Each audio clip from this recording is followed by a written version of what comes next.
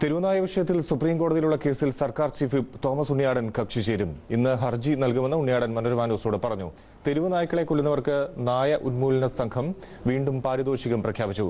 ഈ പ്രഖ്യാപനത്തിന്റെ പേരിൽ നേരത്തെ പോലീസ് കേസെടുത്തതോടെ സംഘം പിൻവാങ്ങിയിരുന്നു. നായ്ക്കളെ അരിങ്കൊല ചെയ്യുന്ന നാടെന്ന മട്ടിൽ കേരളത്തിനാകെ അപമാനകരമായ നിലയിലാണ് ആനിമൽ വെൽഫെയർ ബോർഡ് സുപ്രീം കോടതിയിൽ ഹർജി നൽകിയിരിക്കുന്നത്. എന്നാൽ തെരുവുനായ്ക്കളുടെ അക്രമം കേരളത്തിൽ പെരുകുന്ന സാഹചര്യം രാജ്യത്തെ തന്നെ ബോധ്യപ്പെടുത്താനാണ് താൻ സ്വന്തം നിലയിൽ കേസിൽ കക്ഷി ചേരുന്നതെന്ന് തോമസ് ഉണ്ണിയാടൻ പറഞ്ഞു.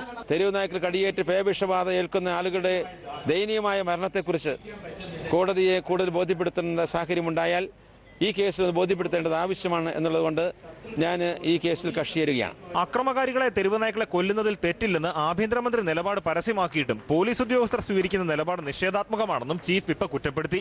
നായശല്യത്തിനെതിരെ ഉപവാസം ഇരിക്കുന്ന കൊച്ചോസഫ് ചിറ്റിലപ്പള്ളി തൊട്ടു പിന്നാലെ നിലപാട് വ്യക്തമാക്കി.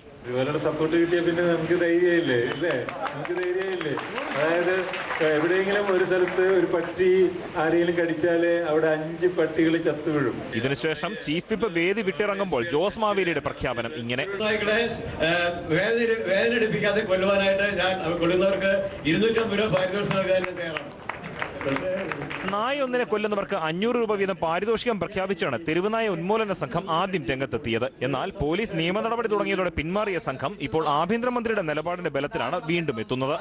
മനോരമ ന്യൂസ്, കൊച്ചി.